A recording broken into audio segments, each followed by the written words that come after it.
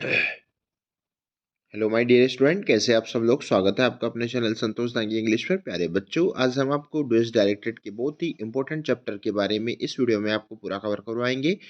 9वीं से लगाकर तो 12वीं तक की संपूर्ण क्लासेस के लिए बहुत ही टॉप 25 क्वेश्चंस का सीरीज में आपको इस वीडियो में बताऊंगा। ठीक है, तो यहाँ पर देख सकते हैं बच्चों की डुएस डायरेक्टेड के प्रश्न यहाँ पर लिए गए हैं। पहला प्रश्न आपके सामने डिस्प्ले पर, he did his work well. तो बच्चों, जब भी आप क्वेश्चन को आप अच्छे से 2 या 3 बार अच्छे से रीड करें और रीड करने के बाद में आप क्वेश्चन को सबसे पहले आप ये कन्फर्मेशन करें कि ये प्रश्न जो आया ये कहाँ से आया है, किस टेंस से आया है, इसमें मेन वर्ब कौन सी है, इसमें हेल्पिंग वर्ब कौन सी है। उसके बाद ही बच्चों आप क्वेश्चन को सॉल्व करें। पहला question, he did his work well. तो जानेंगे हम कि जब इस क्वेश्चन को हम देखेंगे तो ये क्वेश्चन जो बच्चों हैं, सबसे पहले इसमें डिड आया है। तो डिड ये कोई पास्ट इंडेफिनिट के हेल्पिंग वर्ब नहीं है बच्चों। यहाँ पर डिड जो है ये डिड वर्ब मैन वर्ब का काम कर रही है। डिड क्या कर रही है? मैन वर्ब का काम कर रही है। तो इस मैन वर्ब को क्या करना पड़ेगा, हमको मैन वर्ब को V2 से V1 में चेंज करना पड़ेगा। इसका मतलब कॉन्फर्मेशन होगी आपका सेंटेंस, मतलब आपका सेंटेंस बच्चों ये है पास्ट इंडेफिनिट का। कौन से टेंस का एग्जाम्पल? ये पास्ट इंडेफिनिट का है। और पास्ट इंडेफिनिट के सेंटेंस को यदि हम नेगेटिव में यदि चेंज करेंगे तो आपका क्लियर आंसर क्या बनेगा? सबसे पहले तो ही सब्जेक्ट वैसा ही रखेंगे। ही के बाद में क्या लगाएंगे बच्चों? डिड नॉट लगाते हैं। किस में लगाते हैं? पास्ट इंडेफिनिट में डिड नॉट लगाते हैं। और ये जो मैन है डिड, ये मैन वर्ब, इसको डिड से किस में बदलेंगे? डू में बदलेंगे। मैक्सिमम एग्जामों में ये प्रश्न पूछा गया है, हम बता देते हैं आपको। फिर इसके बाद में हिज वर्क वेल, ये आपका पूरा करेक्ट आंसर बन जाएगा। एक बार फिर आंसर समझ लीजिए, he did not do his work well, ये आपका पूरा करेक्ट आंसर बनेगा। देख लेते हैं दूसरा प्रश्न, the boy is my cousin, लड़का मेरा भाई है, मेरा भतीजा है। The boy was won the race, जो रेस जीत चुका है। अब तो यहाँ पर जानेंगे बच्चों कि यहाँ पर जो सेंटेंस है, इस सेंटेंस में आपको रिलेटिव क्लच का यूज करना है। ठीक है, तो देखो एक बात ये है कि यहाँ पर द बॉय और यहाँ पर भी द बॉय, दोनों जगह पर दोनों सेंटेंस में सेम सब्जेक्ट का यूज किया गया है। सबसे पहली बात तो हम कोई भी एक सब्जेक्ट उठाएंगे, यानी कि बच्चों हमने सबसे पहले द बॉय उठा लिया। द बॉय के बाद में आप रिलेटिव क्लॉज यदि यूज कर रहे हैं तो वहां पर हु का प्रयोग होगा। Who has won the race, has won has won the race, has won the race, is my cousin, is my cousin. इस प्रकार से बच्चों ये पूरा सेंटेंस आपका बन जाएगा। ठीक है, ये वाला उदाहरण भी कहीं एग्जामों में पूछा गया है। जान लेते हैं प्रश्न क्रमांक third, unless you work hard you will fail.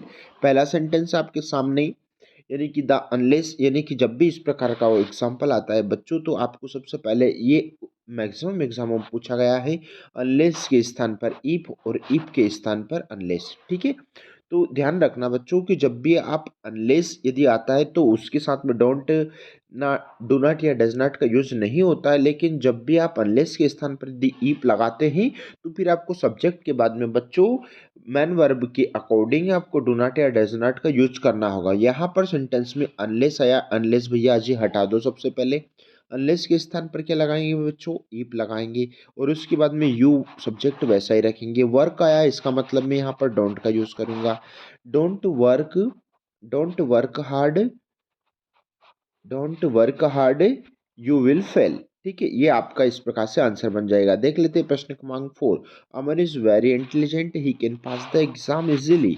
देखो यहाँ पर बच्चों क्या करना है आपको, सबसे पहले जब भी आप इस प्रकार के सेंटेंस का प्रयोग करते हैं तो यहाँ पर वेरी आता है या टू आता है, तो वहाँ पर उसमें सो दैट का प्रयोग हम कैसे करते हैं देख लेते हैं। पहले सबसे पहले तो बच्चों इस सेंटेंस से आपको वेरी रिमूव करना है। वेरू हटाया और वेरी के स्थान पर बच्चों आपको क्या करना है? सो लगाना है। ठीक है, वेरी के स्थान पर सो लगाना है और उसके बाद में क्या करना है? दोनों सेंटेंस को दैट वर्ड से जोड़ना है। ठीक है, दोनों सेंटेंस को दैट वर्ड से जोड़ना। यदि यहाँ पर बच्चों आपको टू टू यदि आता तो फिर हम टू टू को हटाकर उसके स्थान पर हम सेकंड टू के स्थान पर दैट लगाते हैं और दैट के बाद में subject plus can not could not का यूज करते हैं। बट बच्चों आपको यहाँ पर इस सेंटेंस में वेरी के स्थान पर सो और दोनों सेंटेंस को दैट से जोड़ना है, आपका आंसर क्लियर बन जाएगा।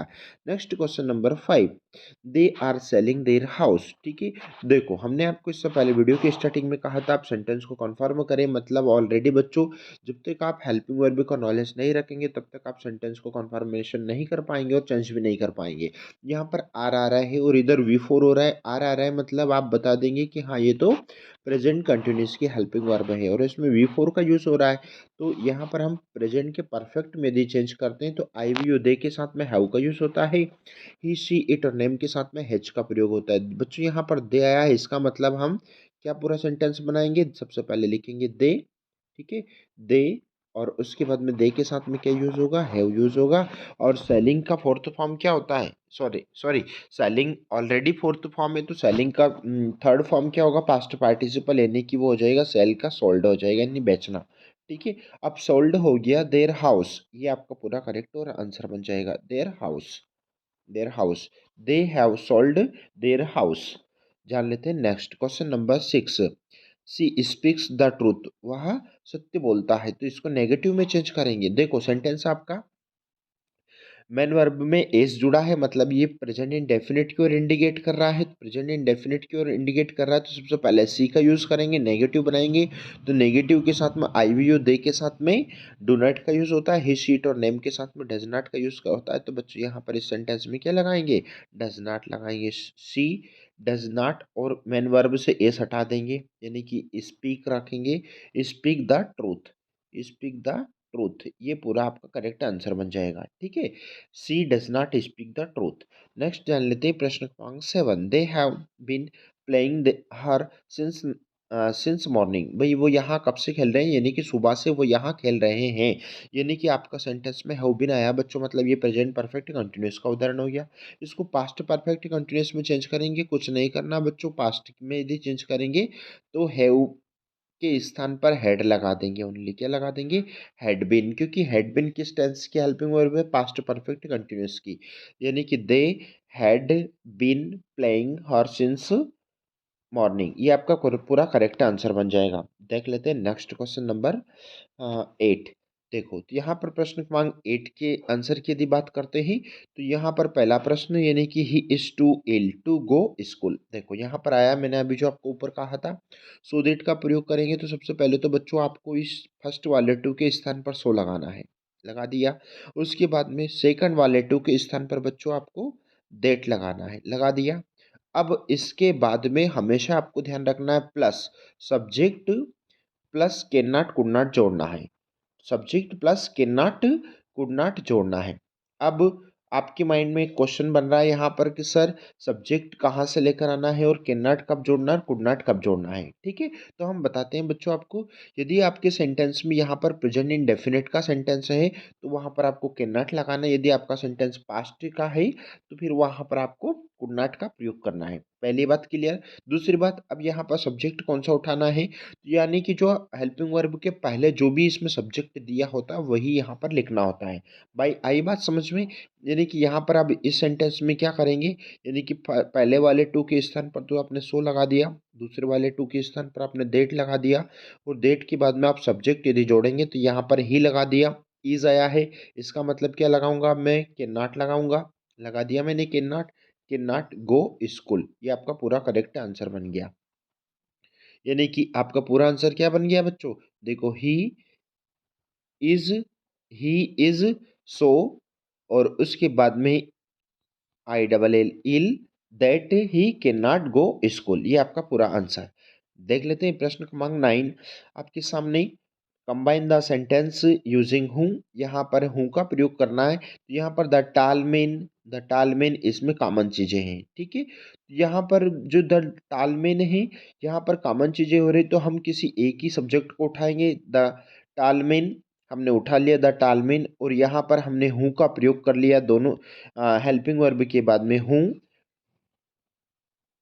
Is talking to my father is a doctor, ये पूरा आंसर बन जाएगा। देख लेते हैं प्रश्न क्रमांक 10।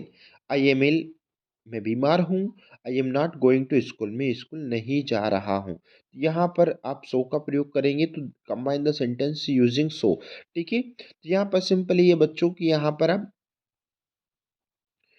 आप सबसे पहले सेकंड वाला सेंटेंस उठा लो, I am not going to school, क्योंकि इसलिए मैं बीमार हूँ, है ना।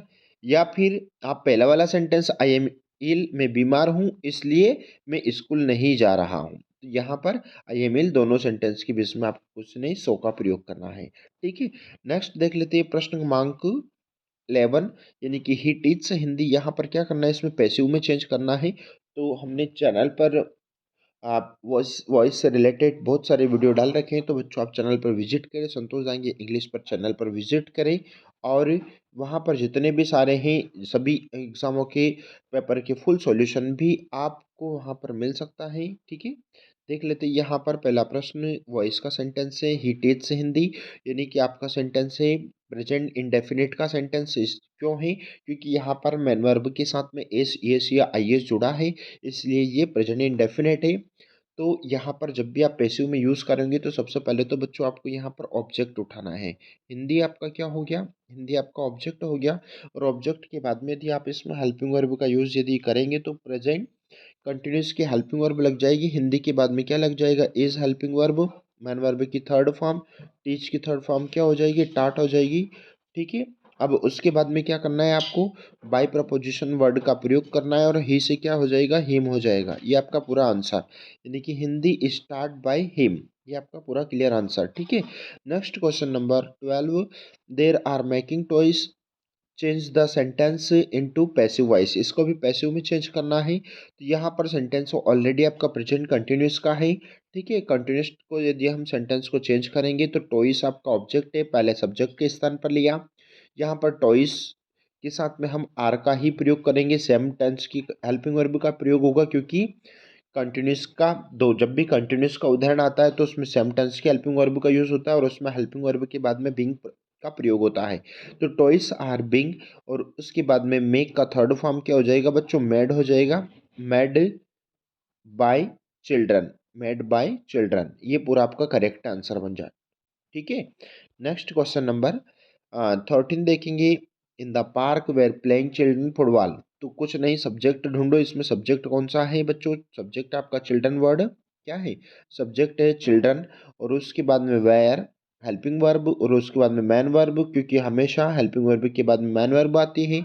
Children were playing in the park, in the park, ये आपका पूरा करेक्ट आंसर बन जाएगा। Next question number 14, Delhi is larger than Bhopal. ठीक है, पॉजिटिव में चेंज करना है, आपका सेंटेंस ऑलरेडी कॉम्परेटिव डिग्री का है, क्योंकि सेंटेंस में क्या आया है बच्चों, देन आया है, और देन आया मतलब कंपेयर की बात हो रही है। ठीक है, और तुलना हो रही है दोनों सब्जेक्ट और के बीच में, तो कुछ नहीं करना है आपको इस सेंटेंस को। सबसे पहले तो भोपाल जो है ये ऑब्जेक्ट का काम कर रहा है, तो ऑब्जेक्ट को सब्जेक्ट के स्थान पर ले लेंगे, यानी कि Bhopal is not as larger है, तो लार्जर से आप एडजेक्टिव को यदि चेंज करेंगे तो किस में चेंज हो जाएगा, सुपर सॉरी कॉम्परेटिव से पॉजिटिव में, तो लार्ज, लार्ज और एज दिल्ली, ये पूरा आपका करेक्ट आंसर बन जाएगा। ठीक है, next question number 15, she shut the door, negative में चेंज करना है। देखो जब भी शट किया आप तो इसमें first form second third shut का शट ही होता है, तो यहाँ पर आपका जो सेंटेंस ये जा रहा है ये पास्ट इंडेफिनिट क्यों हो जा रहा है बच्चों, पास्ट इंडेफिनिट। ठीक है, तो यदि हम इसको चेंज यदि करेंगे नेगेटिव में, यदि चेंज करेंगे तो सी सब्जेक्ट वैसा का वैसे ही रखेंगे, और इसके बाद में डिड नॉट का प्रयोग करेंगे, सी डिड नॉट शट वैसा का वैसे ही रहेगा, शट द डोर। ठीक है, शट द डोर। ठीक है, तो यहाँ पर बच्चों आज हमने इस वीडियो में आपको 15 क्वेश्चन कवर करवाए। यदि आपको वीडियो अच्छा लगा तो हमें बताइएगा, इससे आगे के प्रश्न भी हम आपको सोल्व करवाएंगे। ठीक है, मिलते हैं नए वीडियो के साथ में, तब तक के लिए जय Hind, Vande Mataram, thank you so much.